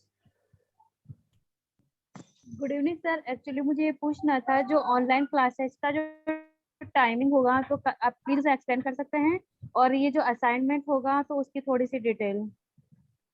Thank you sir. Online session attend करने के लिए आपको जस्ट एक गूगल लिंक भरना पड़ेगा और सबमिट करना पड़ेगा, सो दैट आपकी डाटा गवर्नमेंट के रिकॉर्ड में पहुंच जाएगी। और आपको ऑनलाइन सेशन अटेंड करने के लिए 9:30 to 5:30 स्क्रीन के सामने बैठना पड़ेगा। उसी बीच में लंच होगी, polls, quizzes and different assignments भी अनाउंसमेंट किया जाएगा। डाउट क्लियरिंग भी उसी में होती है, जनरल डिस्कशंस भी उसी में होती है। टोटल 8 मॉड्यूल है और एक मॉड्यूल के अंदर में कुछ सब मॉड्यूल्स है, तो मेन मॉड्यूल से 8 और सब मॉड्यूल्स को मिला के 13 मॉड्यूल्स होते हैं। लेकिन कंपल्सरी मॉड्यूल है 1 and 2। अगर आप 1 and 2 कंप्लीट करते हैं तो you can B a faculty for the government. और अगर आप ऊपर की ओर 3rd 4th मॉड्यूल एक एक करते जाते हैं तो ये आपके लिए वैल्यू एडिशन होता जाएगा। समय की ये बात हुई, पैसा कुछ नहीं लगता है, इट इज एब्सोल्युटली फ्री। और असाइनमेंट सबमिट करना भी जरूरी है। 5th डे को आपको एक ऑनलाइन क्विज अटेंड करनी पड़ेगी, मल्टीपल चॉइस की, उसमें 60% मार्क्स होना जरूरी है। This is the only criteria. अगर ये क्राइटेरिया फुल अप नहीं करते हैं, still you can attend the course, still you can B A volunteer. Is it clear दीदी ना, और कोई डाउट है? हाँ जी भाई जी, उनका क्लियर है। पीयूष भाई पूछेंगे। पीयूष भाई जी हैं अपने साथ, एमआईटी यूनिवर्सिटी से हैं। पीयूष भाई जी प्लीज। हाँ बताइए सर। मेरा क्वेश्चन था कि मैंने 2014 में अपने ब्रह्मा कुमारीज और अन्नामलाई यूनिवर्सिटी के कोलैबोरेशन में एमएससी किया है वैल्यू एजुकेशन एंड स्पिरिचुअलिटी में। Yes, yes. And Very I have good. passed with distinction 83% marks on that. जी. So do I qualify for this directly, और मेरे को भी ये पूरा प्रोसेस करना पड़ेगा as a for the volunteer? Very very good question. देखिए, मैं रेलवे से एक रिटायर्ड ऑफिसर हूँ, ठीक है। मेरा जो डोमेन था दैट वाज टोटली डिफरेंट, और अभी जो मैं काम कर रहा हूँ this is also bit different from that.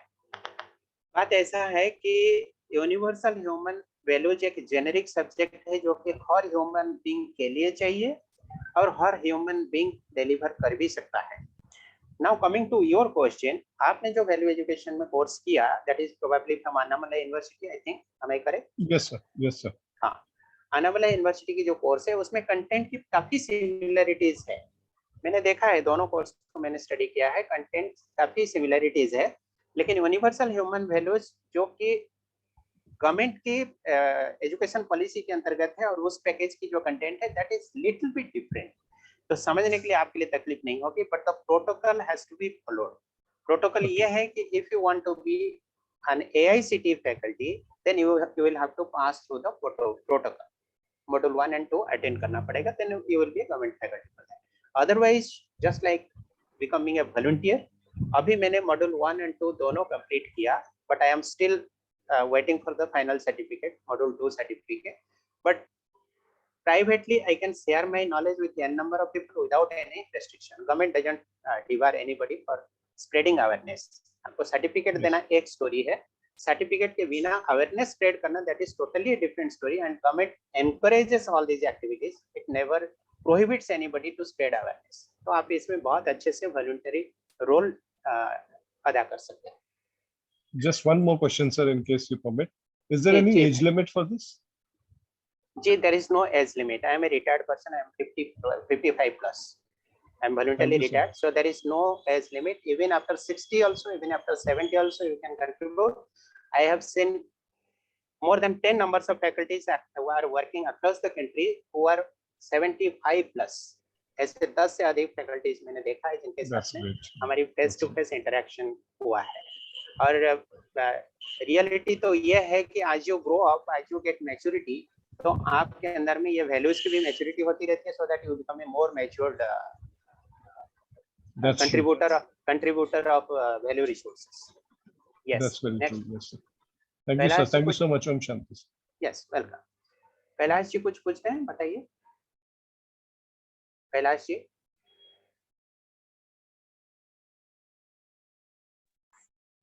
भाई जी कैलाश जी, ये आप- कोर्स ऑफलाइन नहीं होता है क्या? हाँ जी, ऑफलाइन अभी शुरू हुआ है. कौन पूछ रहा है? उमा शर्मा उमा। पूछे. हाँ हाँ, ठीक है. दीदी, ये कोर्स अभी ऑफलाइन शुरू हुआ है. भारत सरकार ने लॉन्च किया है offline just after the corona pandemic. पहले तो ये ऑनलाइन ही चला करती थी, और अभी ऑफलाइन में ये 5 days face to face mode में भी कंडक्ट हो रही है. ऑल ओवर द कंट्री हो रही है. राजस्थान, जयपुर में भी हो रही है. और ज्यादातर ये इंजीनियरिंग कॉलेजेस के जो फैकल्टी जो होते हैं उन्हीं के द्वारा चलाई जाती है, और इंजीनियरिंग कॉलेज को ही होस्ट इंस्टीट्यूट बनाई जाती है ज्यादातर. जी भैया, can I ask? Yes, Can yes, I please. ask you a question? Yes, please go ahead one by one. Kailash भाई पूछे आप प्लीज. जी भैया, मैं ये पूछना चाहता था. एक्चुअली मैं असिस्टेंट प्रोफेसर हूँ इंजीनियरिंग कॉलेज में. मैंने UHE 1-2 बार कंप्लीट किया, और अभी Very good. Face to face UHE 2 था नागपुर में, वो भी मैंने कंप्लीट किया. Very good. तो मेरा क्वेश्चन इसके ऊपर था कि आपने बताया कि रिसर्च भी कर सकते हैं. एक्चुअली मेरा PhD भी चल रहा है, तो मुझे रिसर्च ओरिएंटेड कुछ इंफॉर्मेशन चाहिए थी कि अगर रिसर्च इसमें एक्चुअली कुछ गिने चुने इंस्टीट्यूट में अवेलेबल है. उसके लिए मुझे thorough information at this moment नहीं है, but definitely I can get back to you after getting adequate information for that if you are interested. ठीक है. और ऑलरेडी आप अगर UHB 1 and 2 ऑलरेडी आप कर चुके हैं, and if you are already in the engineering college, तो definitely you can connect with your administrative body so that they can provide you relevant information in a better way. मुझे लगता है कि आपके ऑफिस ही आपको बेटर इंफॉर्मेशन प्रोवाइड कर सकती है. भाई जी चैट बॉक्स में नैना दीदी पूछ रहे हैं कि क्या ये ओम शांति कोर्स भाई जी। शांतिवन में किया जा सकता है? ओम शांति भाई जी. नैना जी क्या पूछ रहे हैं, और एक बार बोलिए. ओम शांति भाई जी. ये कोर्स शांतिवन अच्छा। में किया जा सकता है क्या ऑफलाइन? शांतिवन में देखिए, गवर्नमेंट को अगर हम अप्रोच करेंगे तो गवर्नमेंट प्रोवाइड करेगी faculty. That is a very difficult task. आज ऑन दिस डेट पूरे देश में ये जो कोर्सेज जिस फेज में चल रही है, जिस रफ्तार से दौड़ रही है, there is a huge crisis of faculty. पढ़ाने के लिए उतनी संख्या में हमारे पास फैकल्टी उपलब्ध नहीं है. बट नॉन ऑफिशियल सोर्सेज से अगर हम अरेंज करें तो there is it's so far so good, no problem. हमारे BK टीचर बहने भी इस फील्ड के एक्सपर्ट बन सकते हैं और बना भी सकते हैं. हम तो हमेशा प्रयास करते हैं कि हम औरों को एम्पावर करें, rather than plain delivery. मैं थोड़ा बहुत जानता हूँ उसी को शेयर करूँ. उससे तो बेहतर अप्रोच ये है कि I can empower some other people who can deliver for. ये जब श्रीमत में आती है ना, मुरली में आती है, आप समान बनाओ. मेरे पास अगर 50% है, 60% है, तो दैट 50% और 60% can be delivered to others who can also start delivering to other people again. तो इस तरह से ये डिसेमिनेट हो सकती है. तो शांतिवन में बिल्कुल ऑर्गेनाइज किया जा सकता है, कोई दिक्कत नहीं है। ओडिशा में गीतांजलि दीदी पूछ रही है, ओडिशा में हेलो ऑफलाइन भाई क्लास जी, मैं एक प्रश्न पूछ सकती हूँ? हाँ आ रहा हूँ दीदी, एक सेकेंड। हाँ। गीतांजलि दीदी पूछ रही है उड़ीसा में ऑफलाइन क्लास कहाँ होता है। उड़ीसा में शिक्षा व अनुसंधान यूनिवर्सिटी एट भुवनेश्वर, उन्होंने अभी ऑफलाइन सेशन कंडक्ट किया था यूएचपी 2 का, और यूएचपी 1 का नोटिफिकेशन आप अगर नेट से इंटरनेट से सर्च करते रहेंगे तो definitely will be getting information, otherwise मैं भी आपको अपडेट करता रहूंगा। हाँ जी, नेक्स्ट प्लीज। हाँ, मैं ये सवाल पूछना चाहती हूँ भाई जी कि मैं एक टीचर हूँ, पर मैं पूरा टाइम नहीं दे सकती, पर मैं सेवा करने के लिए रेडी हूँ। हमारे घर में ओम शांति का पाठशाला भी संभालती हूँ, ब्रह्मा कुमारी जी का। तो मैं ये जॉइन करना चाहती हूँ भाई जी, पर मेरे पास लैपटॉप भी नहीं है। मैं मोबाइल थ्रू कर सकती हूँ क्या? बिल्कुल, मोबाइल से भी आप कोर्स अटेंड कर सकते हैं, लेकिन लैपटॉप या पीसी में क्या है, फ्लेक्सिबिलिटी ज़्यादा रहती है, कन्वीनियंस ज़्यादा रहती है। मोबाइल फ़ोन में कभी-कभी क्विज या पोल मिस हो जाएगी, तो इन दैट केस आपको सर्टिफिकेट नहीं मिल पाएगी। और सर्टिफिकेट इश्यू करना ये एक सॉफ्टवेयर ड्रिवन एक्टिविटी है, इसमें ह्यूमन इंटरवेंशन नहीं के बराबर होती है। तो इसलिए वो क्राइटेरिया को फुलफिल करना ज़रूरी है for the sake of certificate only. और अदरवाइज आप कंटेंट को अगर कंटेंट के साथ फैमिलियर हो जाते हैं and you are having the delivery skill, तो definitely you can be good faculty for that, कोई इशू नहीं है उसमें।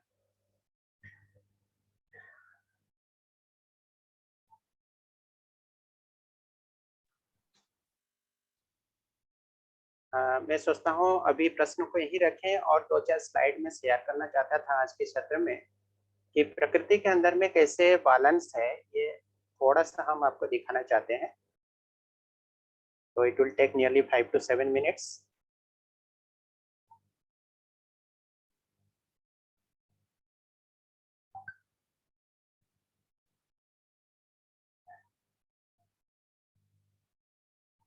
Can you see the screen अभी? जी भाई जी। हाँ, तो यहाँ पर देखिए हम बताना चाहते हैं कि यूनिट फुल समर्ज्ड इन स्क्रीन स्पेस। नहीं आ रही भाई जी। फुल स्क्रीन कर देता हूँ अभी, जस्ट।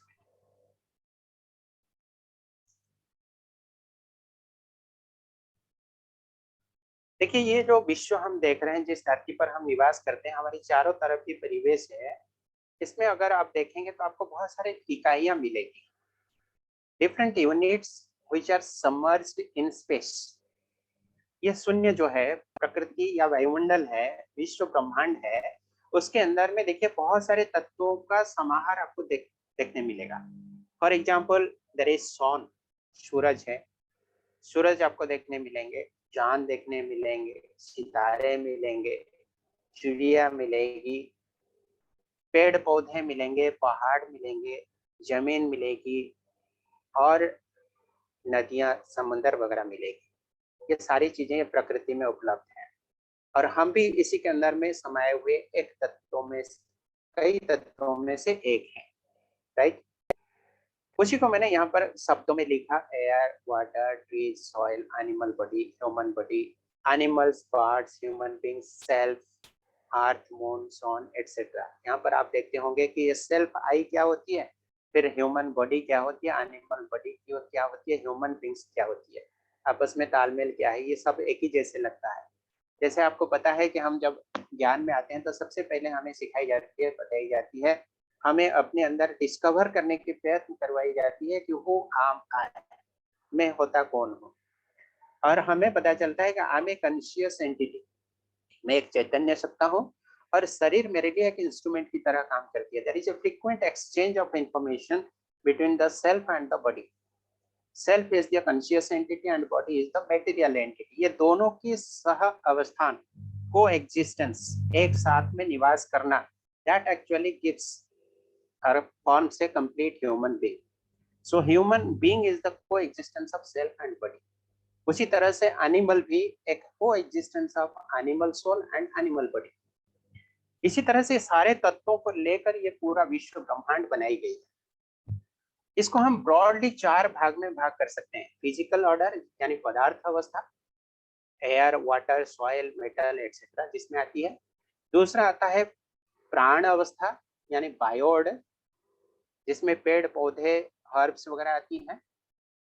तीसरा हम कह सकते हैं जीव अवस्था यानी एनिमल ऑर्डर, और चौथा हम कह सकते हैं ह्यूमन ऑर्डर यानी ज्ञान अवस्था। और ये ज्ञान सिर्फ ह्यूमन बींग्स के अंदर होती है, इसलिए इसको ज्ञान अवस्था मानी जाती है।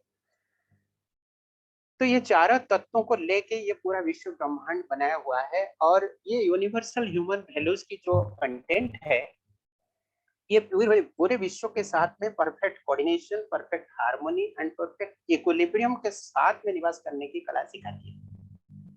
कैसे, इसको एक एक करके थोड़ा एक्सप्लोर करते हैं। सबसे पहले हम लेते हैं physical order and bio order. आप अगर देखें कि पदार्थ अवस्था और प्राण अवस्था, ये दोनों को कंपेयर करें, सबसे पहले देखें कि जमीन है, पानी, धूप, सूरज की रोशनी, ये सारे पदार्थ अवस्था के अंतर्गत आती है। और उसके ऊपर जो पेड़ पौधे हैं, they are also dependent upon this पदार्थ अवस्था। पेड़ पौधों को जीने के लिए मिट्टी चाहिए, पानी चाहिए, धातु चाहिए, ऑक्सीजन चाहिए, सूरज की रोशनी चाहिए, इत्यादि इत्यादि।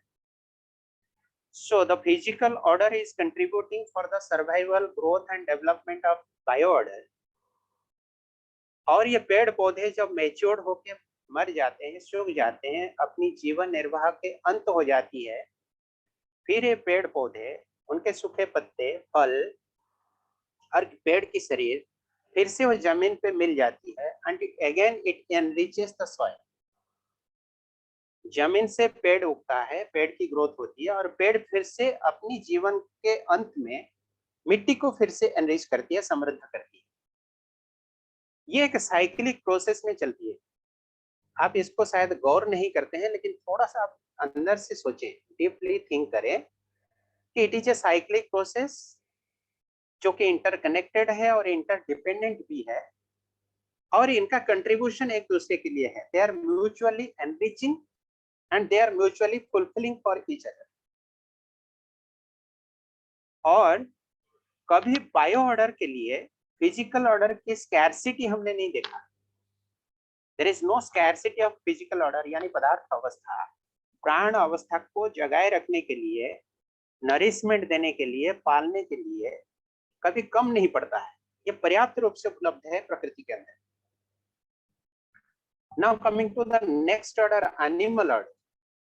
यहाँ भी आप देखेंगे तो आपको मिलेगा कि पेड़ पौधों को खा के कुछ एनिमल्स भी अपनी जीवन निर्वाह करते हैं। एनिमल की body growth, development, maturity and finally death के बाद फिर मिट्टी में घुल मिल जाती है। पशु पंछियों की जो शरीर है वो मिट्टी को एनरिच करती है यानी समृद्ध करती है, और मिट्टी से उगे हुए पेड़ पौधों को खा के ये पशु पंछी भी अपनी जीवन निर्वाह करते हैं। तो आप ये तीनों ऑर्डर को अगर देखेंगे तो bio order, physical order and animal order, ये तीनों भी एक दूसरे के साथ पारस्परिक रूप से संबंधित है, पारस्परिक रूप से निर्भरशील भी है, और पारस्परिक रूप से एक दूसरे को समृद्ध करने में मदद भी करते हैं। They are contributing for each other, they are enriching each other, they are living with fulfilment and mutual complementarity. अब आइए चौथा ऑर्डर को अभी इमर्ज करते हैं। ये तीनों ऑर्डर में आपने देखा कि ये भी साइक्लिक है, चक्रवत चलती है, निरंतर और इंटरकनेक्टेड, इंटरडिपेंडेंसी भी है, और every unit is enriching for the other unit. तीनों को आप देखें तो फिजिकल ऑर्डर सबसे ज्यादा है, बायो ऑर्डर उससे थोड़ा कम है, एनिमल ऑर्डर उससे और थोड़ा कम है, लेकिन तीनों के बीच में बहुत अच्छा संतुलन प्रकृति खुद ही बनाई रखी है। It is a self organized system, automatically in equilibrium. अब हम चौथा ऑर्डर को इमर्ज करते हैं, ह्यूमन ऑर्डर यानी ज्ञान अवस्था। पहले हमने देखा कि पदार्थ अवस्था के बिना प्राण अवस्था नहीं आ सकती, प्राण अवस्था के बिना पदार्थ अवस्था की समृद्धि नहीं हो सकती।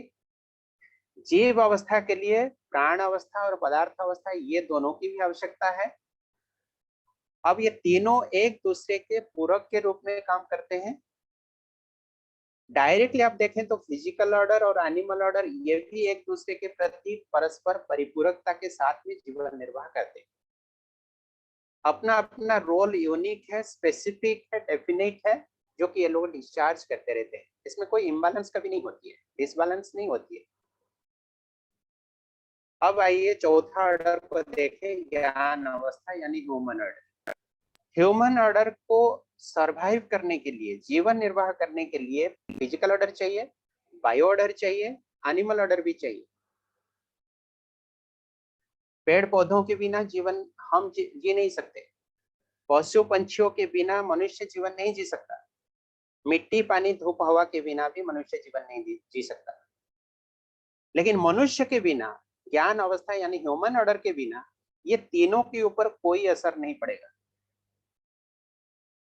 गौर से सोचिए, कोरोना पेंडेमिक के दौरान जब पूरे ह्यूमैनिटी घर के अंदर कैद होकर रहने के लिए मजबूर थी, उस समय ये तीनों व्यवस्था बहुत अच्छे से पनप रहे थे।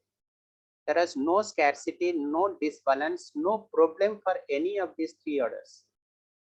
फिजिकल ऑर्डर में भी काफी रौनक आ गई, प्राण अवस्था में भी काफी रौनक आ गई, एनिमल ऑर्डर में भी, जीव अवस्था में काफी रौनक आ गई। There is no problem for any of these three orders. लेकिन अभी ह्यूमन ऑर्डर के बारे में सोचें, अगर ये तीनों में से कोई भी एक ऑर्डर की अवेलेबिलिटी या तो कंप्लीमेंटरिटी या म्यूचुअल सपोर्ट ना मिले, so the survival of the human order will be a big stake. It will be in question. Human order के लिए पदार्थ अवस्था, प्राण अवस्था, जीव अवस्था तीनों कंट्रीब्यूट करते हैं, लेकिन ये तीनों के लिए ह्यूमन बीइंग क्या कंट्रीब्यूट करती है, आप खुद सोच लीजिए।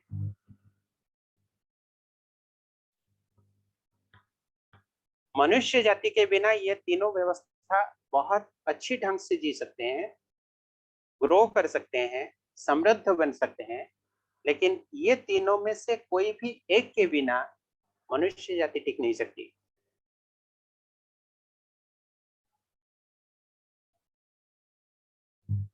आप इसके क्वांटिटी को अगर देखेंगे तो आपको मिलेगा कि physical order, bio order and animal order, they are fulfilling to each other, they are fulfilling for the human order, लेकिन human order is not fulfilling for any of the four orders. Rather हम तो उसको explore करते जा रहे हैं, दोहन करते जा रहे हैं, डिप्लीट करते जा रहे हैं, बर्बाद करते जा रहे हैं। Human beings have natural acceptance to be mutually fulfilling. ये हमारा इनेट संस्कार नहीं है कि हम इनको बर्बाद करें, रिसोर्स डिप्लीशन की ओर जाएं। That is not our inherent quality, that is our acquired quality, that is our belief system, that is because of our lack of right understanding. सही समझ ना होने के कारण हम इस तरह की एक्टिविटीज करते जा रहे हैं।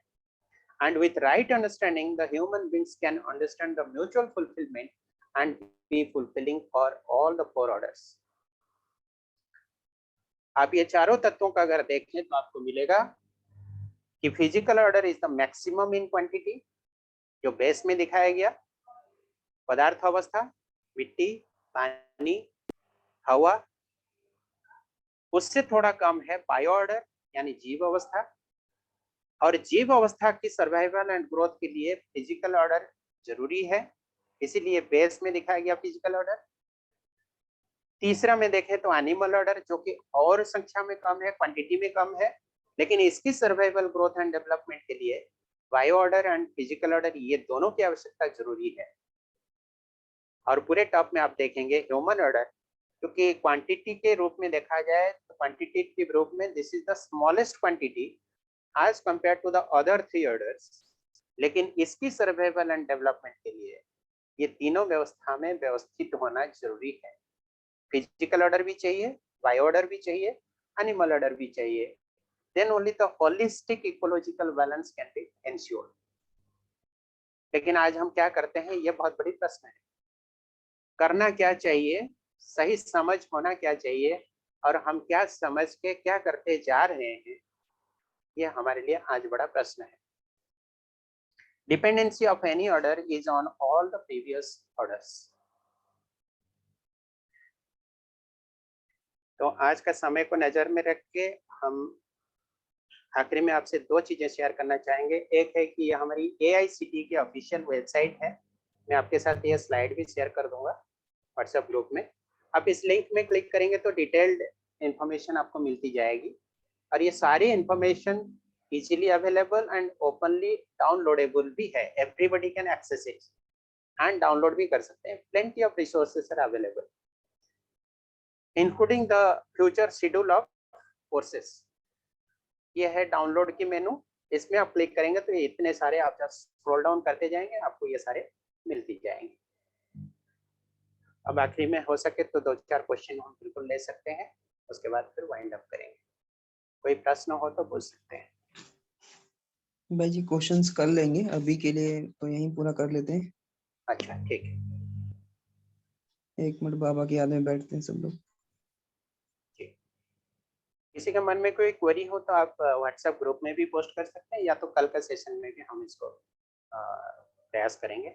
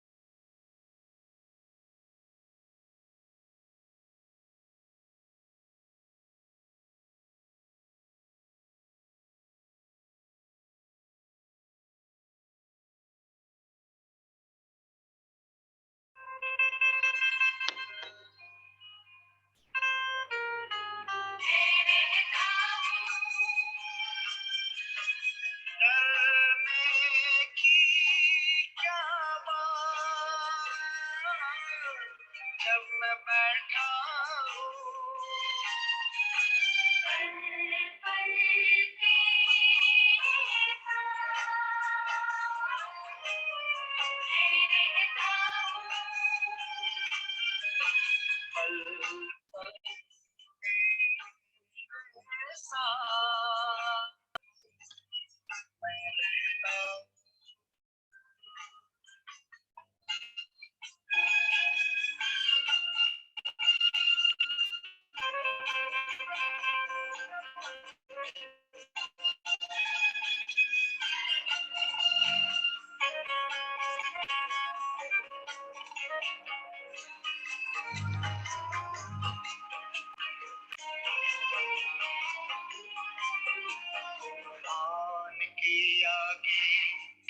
तेरा दिल घबराता है, मैं साथ हूँ तेरे।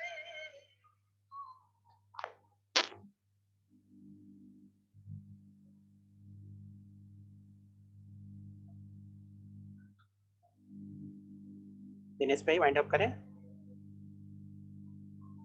जी भाई जी। Okay. So once again, thank you so much for your patient hearing and very close interaction with us. So see you tomorrow at the same time, at the same venue and on the same link. Bye bye. Good night. Om Shanti. Thank you भाई जी। ओम शांति।